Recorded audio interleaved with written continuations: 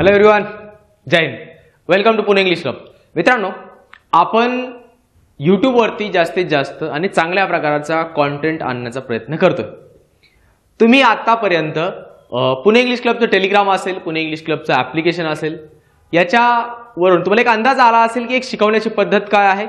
आपल्या भाषेत चांगले सोर्सेस वापरून आणि चांगला कॉन्टेंट आणण्याचा प्रयत्न माझा नेहमीच असतोय. वेगवेगळे बॅचेस आपल्या पुणे इंग्लिश क्लबच्या ॲप्लिकेशनवरती चालू असतात. त्या संबंधीचे अपडेट्स पुणे इंग्लिश क्लबच्या टेलिग्रामवरती तुम्हाला नेहमीच भेटत राहतील.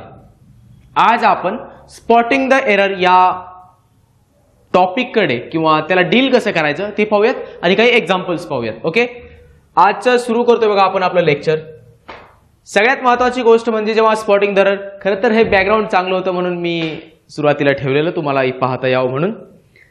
स्पॉटिंग द एररला ऍड्रेस करताना सगळ्यात महत्त्वाचं म्हणजे असं कुठलं नाही की 2-3 टॉपिक्स तुम्हाला माहिती पाहिजेत.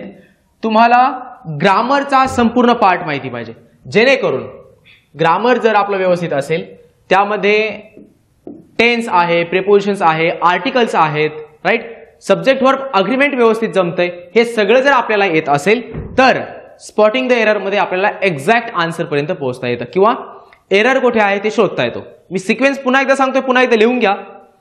टेन्स व्यवस्थित पाहिजे, बेसिक व्यवस्थित झालेलं पाहिजे. आपलं बेसिक जर तुमचं व्यवस्थित नसेल तर पुणे इंग्लिश क्लबच्या ॲप्लिकेशनवरती तुम्हाला बेसिक इंग्लिश ग्रामर अशा प्रकारची एक बॅच भेटून जाईल किंवा फाउंडेशन इंग्लिश ग्रामरचं फाउंडेशन बॅच अशा प्रकारची एक बॅच भेटून जाईल. फीस वगैरे फार नसते आपल्याकडे, फार कमी फीसमध्ये नेहमीच मी शिकवणार. त्यामुळे तुम्ही ती बॅच जॉईन करू शकता. ॲप्लिकेशनवरती हळूहळू त्याचे लेक्चर्स तुम्हाला अवेलेबल होऊन जातील. सगळ्यात महत्त्वाची गोष्ट टेन्स, त्यानंतर article, preposition, subject verb agreement या गोष्टी व्यवस्थित जर असतील, सब्जेक्ट वर्ब अग्रीमेंट जर व्यवस्थित करता आलं, तुम्हाला सांगतो पुणे इंग्लिश क्लबच्या ॲप्लिकेशनवरती सब्जेक्ट वर्ब अग्रीमेंटचं फायनल टच या ग्रामर रिव्हिजन बॅचमध्ये पहिलं लेक्चर मी सर्वांसाठी फ्री ठेवलेलं आहे. कधीही जाऊन तुम्ही ते पाहू शकता. चला आपण सुरुवात करतोय बघा. स्पॉटिंग द एरर आज आपण पाहतोय.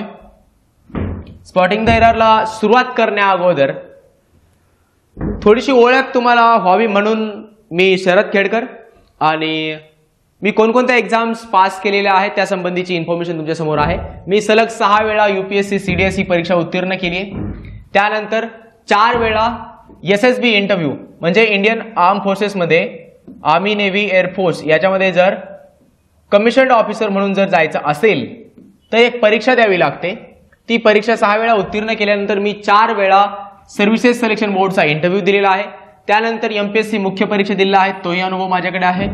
3 विषयात स्टेट एलिजिबिलिटी टेस्ट मी उत्तीर्ण केली आहे. त्यानंतर इंडियन एअरफोर्समध्ये कमिशन्ड ऑफिसर म्हणून जाण्यासाठीची एक AFCAT परीक्षा असते, ती उत्तीर्ण केली आहे. NET JRF national eligibility test junior research fellowship ही युनिव्हर्सिटी ग्रांट्स कमिशनद्वारे भेटणारी फेलोशिपची साठीची एक्झाम मी उत्तीर्ण केली आहे. त्यानंतर मी एक PhD स्कॉलर आहे. तुम्हाला कॉन्टॅक्ट करायचा असेल तर तुम्ही कधीही या नंबरवरती कॉन्टॅक्ट करू शकता. पुणे इंग्लिश क्लबचं आपलं एक टेलिग्राम चॅनल आहे. आपलं पुणे इंग्लिश क्लब याच नावाने आपलं एक ॲप्लिकेशन सुद्धा आहे ज्याच्यावरती आपल्या बॅचेस चालू असतात. ओके, आता जेव्हा मी कॉन्टेंट वगैरे यूट्यूबवरती अवेलेबल करून देतोय त्याचवेळी ॲप्लिकेशनवरती सुद्धा तुम्हाला कॉन्टेंट अवेलेबल होऊन जाईल. हा जो नंबर मी तुम्हाला देतोय 7796060795 या नंबरवर तुम्ही कधीही मला कॉन्टॅक्ट करू शकता. माझा कोणीही असिस्टंट नाही, तुम्ही कधीही कॉल करा. प्रत्येक मेसेजला मी स्वतः रिप्लाय करतो. तुमची काही क्वेरी असेल, काही अडचण असेल, तुम्ही कधीही कॉल करू शकता, कॉन्टॅक्ट करू शकता. आणि मी अगोदरच सांगितल्याप्रमाणे जर हे सगळं बघायला माझं जर कोणी असिस्टंट नाही, रिप्लायज द्यायला जर मी स्वतः रिप्लायज देतोय, मी माझ्या बॅचेसची फीस सुद्धा कमी का ठेवतो तर माझा मालक सुद्धा कोणी नाही. आलं लक्षात? चला सुरुवात करतोय बघा आपण. स्पॉटिंग द एरर पाहतोय. मी तुम्हाला अगोदरही सांगितल्याप्रमाणे लक्षात काय घ्यायचंय, ग्रामरचं बेसिक व्यवस्थित पाहिजे. बेसिक नंतर टेन्स, मॉडल ऑक्झिलरी असेल, त्याच्यानंतर सब्जेक्ट वर्ब अग्रीमेंट व्यवस्थित समजलेलं पाहिजे, सब्जेक्ट ओळखता आला पाहिजे, सेंटेन्समध्ये कोणता आहे, सिंग्युलर प्लुरल व्यवस्थित समजलं पाहिजे. हे जर व्यवस्थित कळालं तर तुमचे स्पॉटिंग द एरर जे मार्क्स जातात, सगळ्यात हार्ड टॉपिक लोकांना हा वाटतो, विद्यार्थ्यांना का वाटतो, कारण आपलं ग्रामर व्यवस्थित झालेलं नसतं. चला आपण क्वेश्चन्सकडे जाऊयात. सिंपलचा इन्स्ट्रक्शन काय असतं, identify the error part in the following sentences. Sentences मधील ज्याच्यामध्ये ज्या पार्टमध्ये एरर आहे तो पार्ट आपण आयडेंटिफाय करायचा आहे. आता बघा एक थोडीशी ओळख करून देतो फक्त. ज्या पार्टमध्ये एरर असेल, समजा सुरुवात झाली इथून 15 मैल्स, या पार्टमध्ये जर एरर असेल तर आपण ए या पार्टमध्ये एरर आहे असं सांगायचं असतं. आर या ठिकाणी जर एरर असेल तर बी पार्टमध्ये एरर आहे असं सांगायचं असतं. अ लॉंग वे या पार्टमध्ये एरर असेल तर सी मध्ये एरर आहे हे आपण सांगायचं असतं. टू वॉक याच्यामध्ये एरर असेल तर डी. लक्षात आलंय का? पार्ट एक्झॅक्ट आपल्याला सांगायचा असतो, त्यामुळे ती कधीही चूक होणार नाही. आता बघा, फर्स्ट क्वेश्चन आहे, आपण सुरुवात करतोय. एक साधारणतः 12 क्वेश्चन्स घेतलेत आणि त्यातून तुम्हाला कुठला ना कुठला इंग्लिश ग्रामरचा पार्ट सांगण्याचा मी प्रयत्न करतो. 15 miles are a long way to walk. आता बघा, माइल्स आपल्याला काय वाटतं? MILES. Miles is plural. आता दिसताना आपल्याला ते प्लुरल दिसतंय ना, परंतु लक्षात घ्या हे काय आहे, आपण काय म्हणू? 15 आपण म्हणतो ना, FIFTEEN 15 miles. आता हे काय आहे? आपण याला एक एंटिटी पकडूया. इथे एवढं सगळं ते काय आहे? डिस्टन्स आहे. मग हे जे डिस्टन्स आहे याविषयी एकत्रितपणे बोललं जातंय, म्हणून हा प्लुरल राहत नाही. दिसताना तुम्हाला ते माइल्स आहे म्हणून प्लुरल वाटतं, परंतु ते प्लुरल नाही. का नाही? तर ते एक युनिट पकडा तेवढं. 15 miles एवढं अंतर. आता या अंतराविषयी बोलूयात. 15 miles हे काय झालं? अंतर झालं. मग एवढं डिस्टन्स आहे त्याला आपण काय पकडलं? एक युनिट म्हणून पकडलं. आता ते सिंग्युलर आहे. मग आता याच्याविषयी बोलूयात. काय? 15 miles आता ते सिंग्युलर झालं कारण युनिट एकच आहे. हे जर सिंग्युलर झालं युनिट, मग आता सिंग्युलर आहे म्हटल्यानंतर आपला वर्ब कसा पाहिजे? सिंग्युलर. सब्जेक्ट नुसार आपला वर्ब असतो, याला सब्जेक्ट वर्ब अग्रीमेंट म्हणतो, राईट? 15 miles जर सिंग्युलर आहे तर आपला वर्ब काय पाहिजे? सिंग्युलर. मग 15 miles आर हे प्लुरल साठी असतं, आर नाही येणार. 15 miles is a long way to walk. Error समजला कोणत्या पार्ट मध्ये आहे? बी या पार्ट मध्ये एरर आहे, त्याच्यामुळे आपण लगेच त्याला मार्क करूयात. आपला बी या पार्ट मध्ये एरर आहे. समजलं? काय पाहिजे होतं या ठिकाणी? इज. चला नेक्स्ट क्वेश्चन कडे चलो. नीदर माय ब्रदर. आता हे बघा, मी काही लेक्चर्स मध्ये सुद्धा सांगतो, शिकवताना मी दोन्ही गोष्टी सांगेल. उच्चार, बरोबर उच्चार काय आहेत, चुकीचे उच्चार काय आहेत.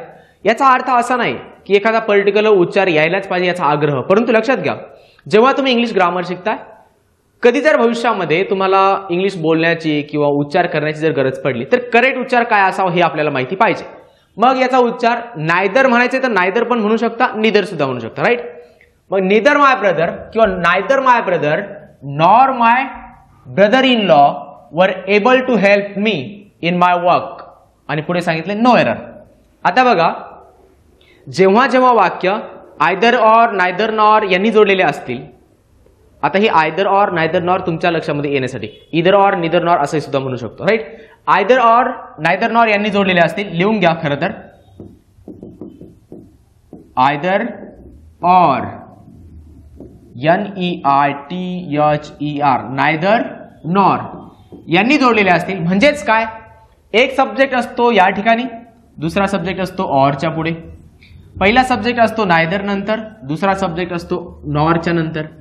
ज्यावेळी हे दोन्ही सब्जेक्ट्स सिंग्युलर असतील त्यावेळी आपला वर्ब जो यायला पाहिजे पुढे, दॅट शुड बी, म्हणजे तो सिंग्युलर पाहिजे. इथे लक्षात. जर असं झालं की दोन्ही सुद्धा काय आहेत, म्हणजे एक सिंग्युलर आहे एक प्लुरल आहे, जो प्लुरल असेल तो नेहमीच पुढच्या साईडला द्यायला पाहिजे, नंबर 2च्या ठिकाणी. येते का लक्षात? आणि जो पुढच्या ठिकाणी आहे त्यानुसारच आपला वर्ब यायला पाहिजे. कळतंय का? नंबर 2च्या ठिकाणी जो सब्जेक्ट असतो त्यानुसार आपला वर्ब पाहिजे असतो. आता बघा, निदर माय ब्रदर सिंग्युलर आहे, हा सिंग्युलर आहे. Nor my brother in law, brother in law हा सुद्धा सिंग्युलर आहे. मग आपल्या काय लक्षात आलं? नायदर नॉरने 2 सब्जेक्ट जोडलेत आणि दोन्ही सुद्धा सब्जेक्ट काय आहेत? सिंग्युलर. जर दोन्ही सुद्धा सब्जेक्ट सिंग्युलर आहेत तर येणारा वर्ब कसा पाहिजे? Singular. Neither my brother nor my brother in law. मग हा वर का आलाय किंवा वेअर का आलाय? मी अगोदरही सांगतो, याला वर म्हणा किंवा वेअर. हा या वेअरचं काय कारण? वेअर तर प्लुरल साठी येतो ना, WERE, where is for plural. आणि मग वॉज सिंग्युलर साठी. ओके. मग या ठिकाणी काय पाहिजे? वेअरच्या ठिकाणी काय पाहिजे होता? वॉज. आले का लक्षात? Getting it? चलो, एरर कोणत्या पार्ट आहे मग? Was able to help me. Error कोणत्या पार्ट मध्ये आहे? सी. सी या पार्ट मध्ये एरर आहे. चलो next question. Neither India, again neither नॉरचा क्वेश्चन आहे. Neither India nor Sri Lanka. दोन, इंडिया सिंग्युलर आहे, श्रीलंका सुद्धा सिंग्युलर आहे. जर दोन्ही सुद्धा सब्जेक्ट सिंग्युलर आहे तर आपला वर्ब जो पाहिजे तो काय पाहिजे? सिंग्युलर. काय दिला त्यांनी? Neither India nor Sri Lanka have. Have हा प्लुरल साठी वापरतात म्हणून हॅव न येता त्या ठिकाणी हॅज यायला पाहिजे. Has it acquired the capability to produce nuclear weapons. Okay, आता आपल्याकडे न्यूक्लिअर वेपन्स आहेत, तो भाग वेगळा. दोन सिंग्युलर गोष्टी, दोन सिंग्युलर सब्जेक्ट्स कशाने जोडलेले आहेत? Neither nor. दोन्ही जर सिंग्युलर असतील तर येणारा वर्ब काय पाहिजे? सिंग्युलर. That's it. आणि मग इथं या ठिकाणी प्लुरल हॅव घेतलं त्यांनी, हॅव येणार नाही. एरर कोणत्या पार्ट मध्ये आहे? बी या पार्ट मध्ये एरर आहे, बी. ओके, चलो next. Fourth question. Every man, woman and child are now aware of the adverse effects of the habit of smoking. प्रत्येक माणूस, महिला म्हणजे प्रत्येक पुरुष, महिला आणि मुलं आता अवेअर झालेले आहेत कशा बाबतीत? जे काही वाईट परिणाम आहेत. ऍडव्हर्स म्हणजे काय? प्रतिकूल किंवा वाईट परिणाम आहेत. कशाचे? हॅबिट ऑफ स्मोकिंग, स्मोक करण्याचे. माझ्याकडून कसं काय झालं असं? Right, okay. स्मोक करण्याचे जे वाईट परिणाम आहेत त्यांच्याविषयी अवेअर झालेले आहेत. थोडासा ग्रामरचा पार्ट, प्रेपोजिशनचा पार्ट. AWARE अवेअर नंतर ऑफ या प्रेपोजिशनचा वापर करतात. एवढं एक तर लक्षात ठेवा फक्त साईडला. Aware of. अवेअर ऑफ म्हणजे एखाद्या गोष्टीची जाणीव असणे. मग याचा अँटोनिम काय होतो? ऑब्लिव्हियस ऑफ. OBLIVIOUS ऑब्लिव्हियस आणि त्यानंतर ऑफ. येते का लक्षात? Aware of. याच्या विरोधी काय असेल? ऑब्लिव्हियस ऑफ. चला, अवेअर ऑफ आणि ऑब्लिव्हियस ऑफ पाहून घ्या. व्हिडिओ तुम्ही पॉज करू शकता पाहण्यासाठी. Now every man. आता बघा, ज्या ज्या वेळी आपल्याकडे काही कंजंक्शन्स असतील किंवा काही सब्जेक्ट्स असतील, तुम्ही म्हणताल की इथे काय होतं? माईक आहे. एव्हरी, आता एव्हरी असेल, ईच असेल, एव्हरीवन असेल, हे जेव्हा शब्द येतील, फार ठोकताळ्यांमध्ये फार जनरल सांगतोय, आपल्या भाषेत सांगतोय, लक्षात ठेवायचं कसं? ईच, एव्हरी वन, एव्हरीवन, हे जेव्हा सब्जेक्टच्या ठिकाणी येतील त्यावेळी पुढे येणारा जो वर्ब आहे तो आपला सिंग्युलर पाहिजे. कारण हे सिंग्युलॅरिटी दाखवतात. म्हणजे काय? प्रत्येक माणूस, प्रत्येक पुरुष, प्रत्येक महिला, प्रत्येक मूल. आणि मग हे जर ईच आहे, ईच, एव्हरी वन, एव्हरीवन अशा प्रकारे जेव्हा सब्जेक्टच्या ठिकाणी येतील त्यावेळी आपण काय करायचा? जो वर्ब घ्यायचा दॅट शुड बी सिंग्युलर. म्हणून every man, woman and child are now aware of.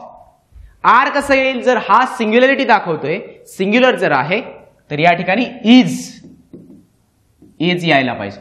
Is now aware of the adverse effects of the habit of smoking. Getting it? चलो next. Meatless days have been made into a film. तुम्ही काय करायचंय? जेव्हा question येईल ना, थोडं pause करायचं, question वाचायचा, एरर शोधण्याचा प्रयत्न करायचा आणि त्यानंतर एक्सप्लेनेशन बघायचं. आता बघा, मीटलेस डेज, डेज प्लुरल झाला. डेज जर प्लुरल आहे, आपला वर्ब काय येईल? डेज जर प्लुरल आहे तर वर्ब सुद्धा आपला प्लुरल बनून हॅव बरोबर आहे. ओके नाही? तसं नाही. लक्षात यायला पाहिजे की दिलेला सब्जेक्ट काय आहे. मीटलेस डेज आपल्याकडे प्लुरल आहे म्हणून येणारा वर्ब हॅव हा प्लुरल साठी वापरतात, हॅज सिंग्युलर साठी वापरतात म्हणून हॅव बीन बरोबर आहे असं वाटेल. त्यानंतर मेड इनटू अ फिल्म. पण लक्षात घ्या, मीटलेस डेज हे काय आहे हे तर गोष्ट लक्षात यायला पाहिजे की नाही.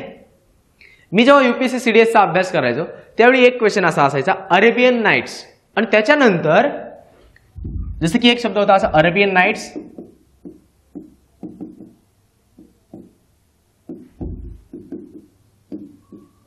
आणि त्याच्या पुढे इज लिहिलेलं असायचं.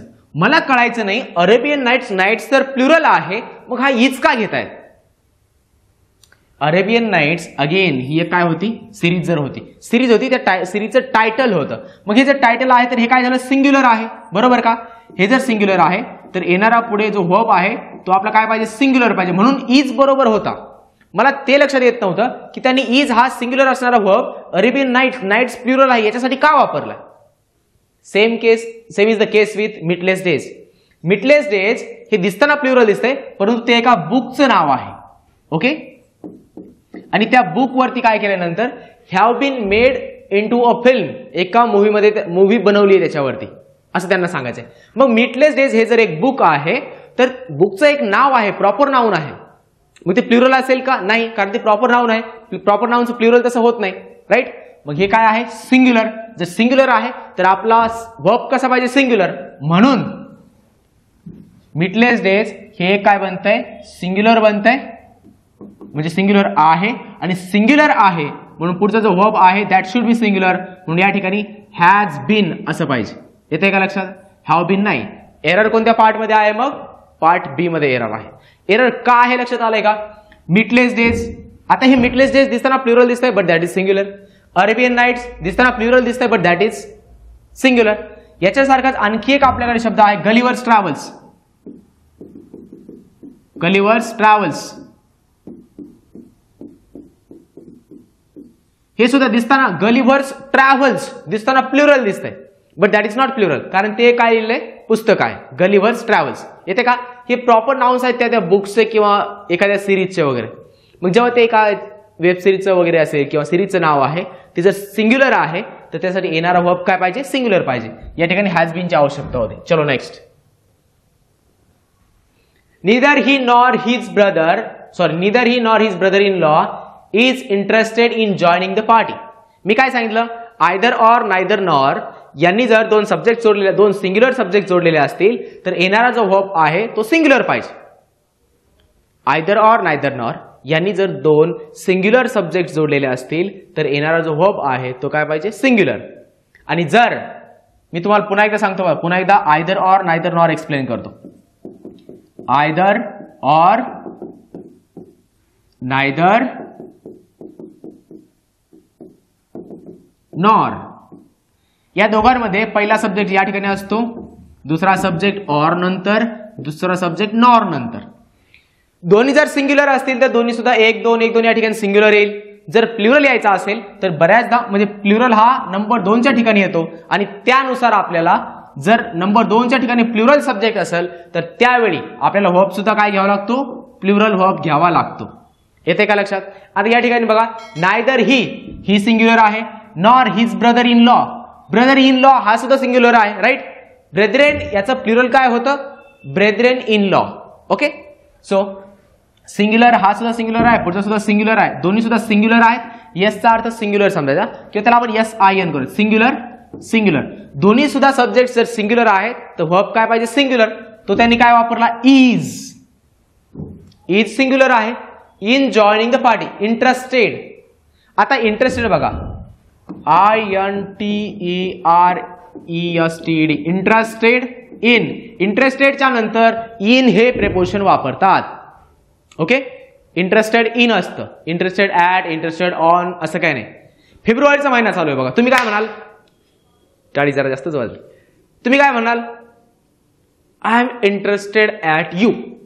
म्हणजे एखादा मुलगा आहे, एखाद्या मुलीला जाऊन म्हटला, म्हणजे आता 14 फेब्रुवारी वगैरे जवळ येते, I am interested at you. मुलगी MPSCचा अभ्यास करत होती, मुलगी पुणे इंग्लिश क्लबचे इंग्लिश ग्रामरचे लेक्चर्स पाहत होती. तिला माहित होतं की इंटरेस्टेडच्या नंतर इन हे प्रेपोजिशन यायला पाहिजे. मग इंटरेस्टेडच्या नंतर इन प्रेपोजिशन यायला पाहिजे, परंतु मुलगा म्हणताना म्हणला I am interested at you. मुलगी असं म्हणली की अलीकडे आणि सरळ पुढे नाही, काटकोनातून लगेच वळायचं. कारण का, तिला माहिती ना हे इंग्लिश ग्रामर वीक आहे, हे पुणे इंग्लिश क्लबचे लेक्चर्स पाहत नाही, आपण काय करायचं, याला जाऊ दे, नेक्स्ट बघूया. ओके. सो ते चुकायला नको. सो इंटरेस्टेड इन पाहिजे. ओके. निदर ही सिंग्युलर आहे, nor his brother in law हे सुद्धा सिंग्युलर आहे, म्हणून येणारा वर्ब काय पाहिजे आपला, सिंग्युलर. तो इज आहे. इंटरेस्टेडच्या नंतर इन हे प्रिपोजिशन येतं, हे सुद्धा बरोबर आहे. In joining the party. पूर्ण सेंटेन्स मध्ये एरर कोणत्याच ठिकाणी नाही. आता होतं काय, मुद्दा असा असतो, आपल्याला सांगितलं असतं एरर शोधायला, आपण फक्त त्याच नजरेने पाहतो. कुठेतरी एरर आहे, पण एरर नसू सुद्धा शकतो ना, म्हणून तर मग नो एरर सांगितलेलं आहे. आणि या क्वेश्चनचा आन्सर सुद्धा काय आहे? नो एरर, कारण प्रत्येक ठिकाणी ग्रामरचा पार्ट व्यवस्थित वापरलेला आहे. Next question. कलाम इज, बघा बरं का, याच्यामध्ये फार इंटरेस्टिंग आणि फार इम्पॉर्टंट कॉन्सेप्ट आहे. थोडीशी इम्पॉर्टंट कॉन्सेप्ट आहे, डिटेलमध्ये सांगायची. एकदा पाणी पिऊन घेतो.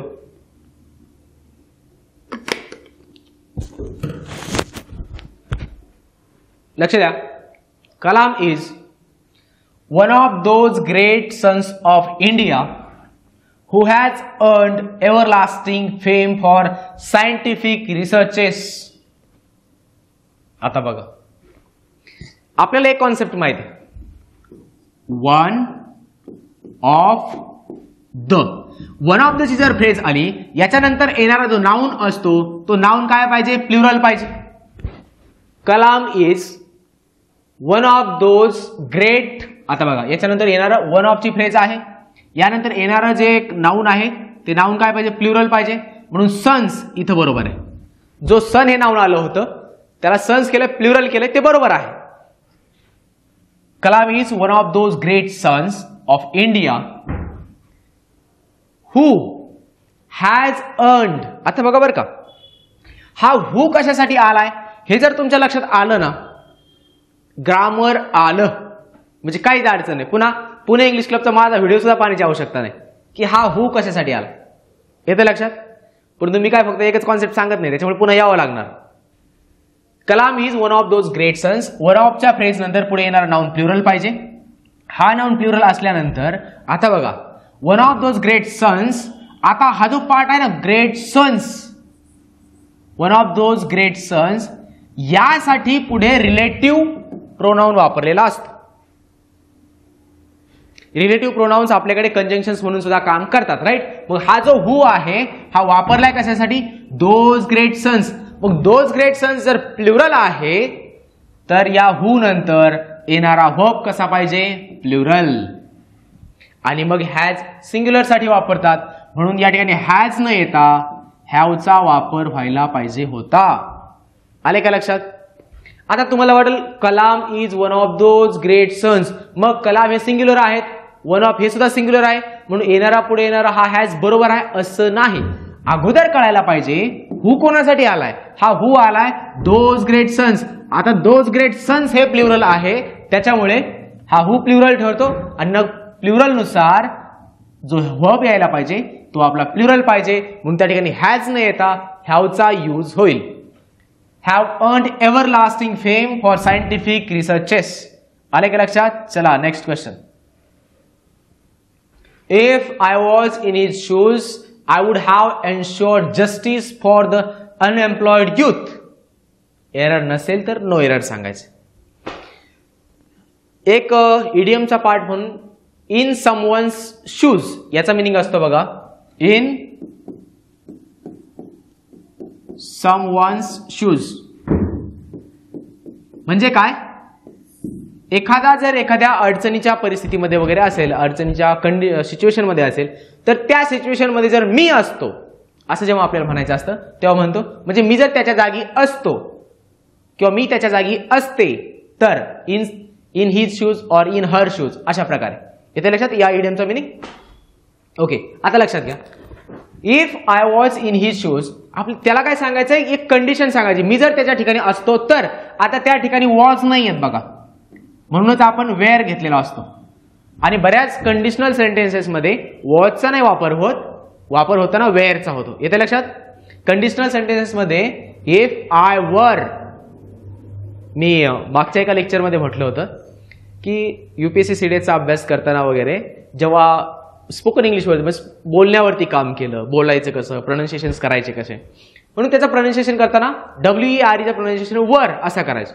पण मी सांगितलं होतं आपण सुद्धा मराठवाड्यातले, आपल्याला माहिती आहे कोणत्या ठिकाणी काय म्हणायचं. जर मी तुम्हाला सर्वांना आपल्या भाषेत शिकवतोय, मला म्हणजे या ठिकाणी वेअर म्हणायचं.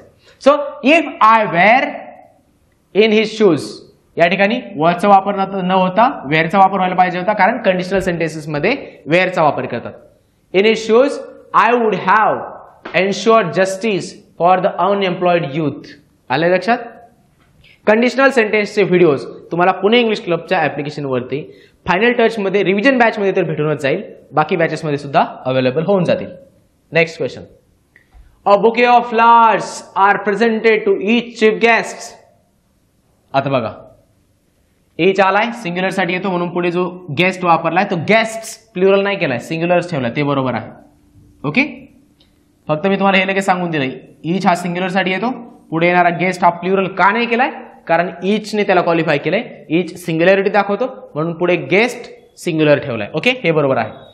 अ bouquet of flowers, flowers plural आहे म्हणून पुढे आर आलाय प्लुरल, हे सुद्धा बरोबर आहे. असं होतं का? नाही. आता ग्रामर लक्षात घ्या. अ बुके ऑफ फ्लावर्स, बुके समजता, हे बुकेट नाही हा, BOUQUET, बुकेट, बुकेट नाही म्हणायचं, टी सायलेंट ठेवायचा. बॉईज 4 पाहिला की नाही?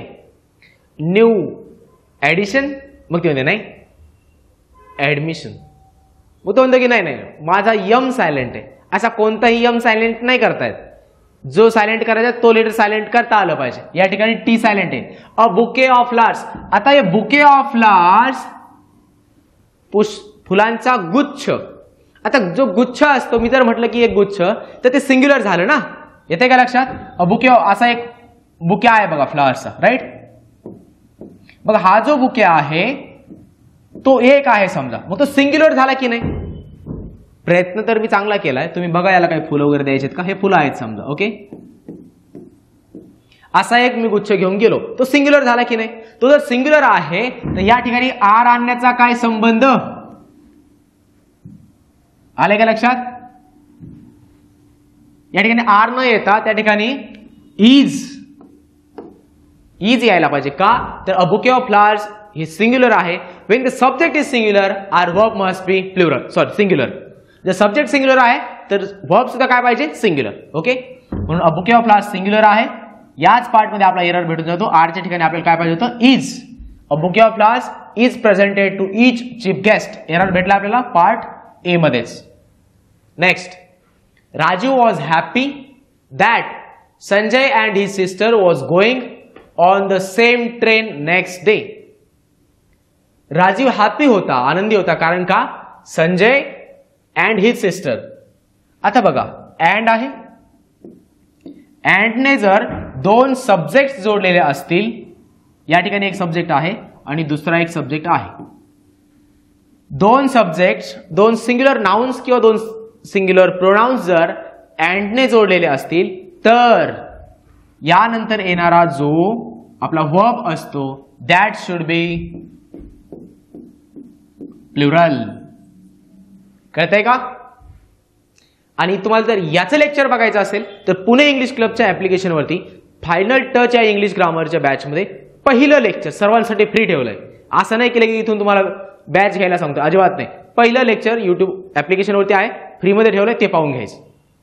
ओके, आता बघा, दोन सिंग्युलर सब्जेक्ट्स आहेत, ते दोन सिंग्युलर नाउन्स किंवा प्रोनाउन्स आहेत, अँडने जोडलेले आहेत. आपला वर्ब कसा पाहिजे? प्लुरल पाहिजे. आता बघा बरं, Raju was happy that Sanjay हा एक झाला, अँड हिज सिस्टर हा दुसरा झाला. बोथ आर सिंग्युलर, मग काय पाहिजे? इथं वॉज न येता were going on the same train next day. Got it? Okay, error कोणत्या पार्ट मध्ये आहे? बी मध्ये. आपण वेअर का केला?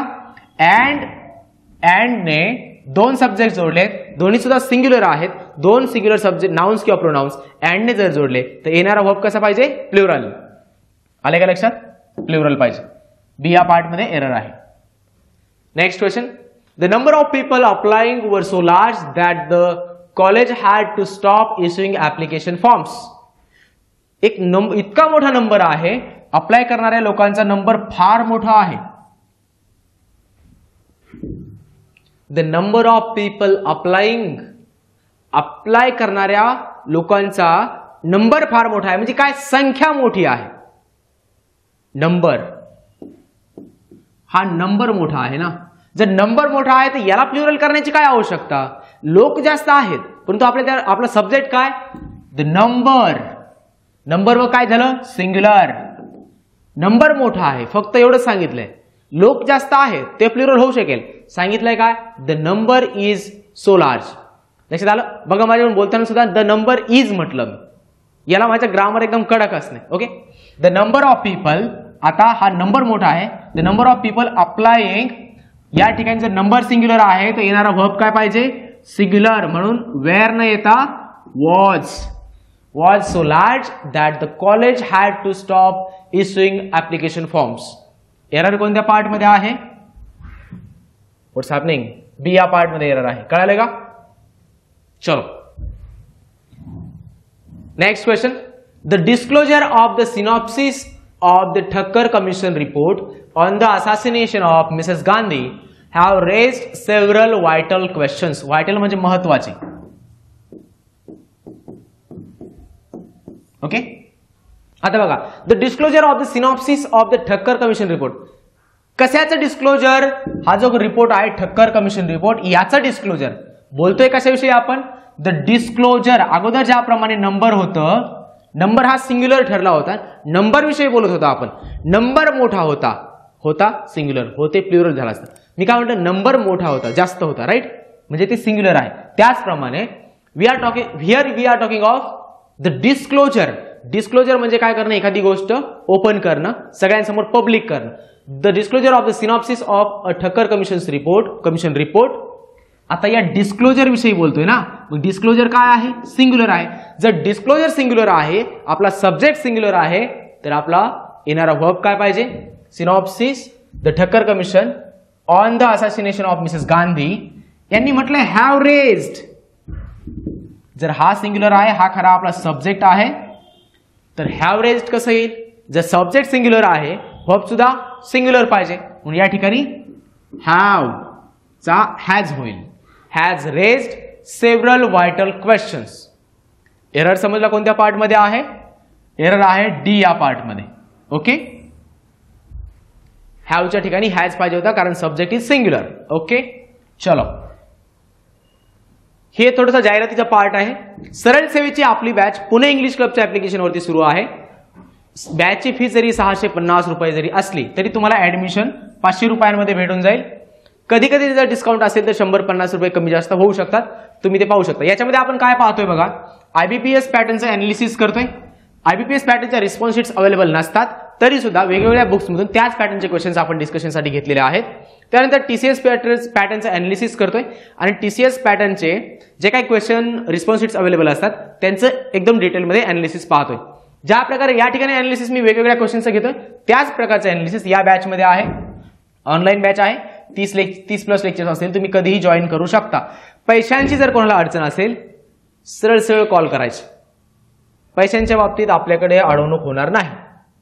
ओके. नेक्स्ट बॅच आहे ओकॅब मास्टर, ज्यांचं ओकॅब फार म्हणजे व्यवस्थित नाहीये, वीक आहे, जिथे मार्क्स जात आहेत, तर ओकॅब मास्टर बॅच जॉईन करू शकता. 750 दिसत असली तरी सुद्धा 499 रुपयांमध्ये तुम्हाला या बॅचला ऍडमिशन मिळवता येईल. पायलट सुरी, एसपी बक्षी आणि ब्लॅक बुक या स्टँडर्ड बुक्स मधील ओकॅब या बॅच मध्ये घेतलेला आहे. जवळपास 60+ लेक्चर्स या बॅच मध्ये आहेत. बेसिक पासून ऍडव्हान्स व्होकॅब्युलरी या बॅच मध्ये आहे. नेक्स्ट बॅच आहे final touch English grammar revision batch. या बॅच मध्ये रेनन मार्टिन, पायलट सुरी, एसपी बक्षी या स्टँडर्ड बुक मधलं इंग्लिश आवाजाला काय झालं, इंग्लिश तुमच्यापर्यंत चांगल्या प्रकारे पोहोचवण्याचा प्रयत्न केलाय. आपल्या भाषेत समजेल अशा प्रकारे.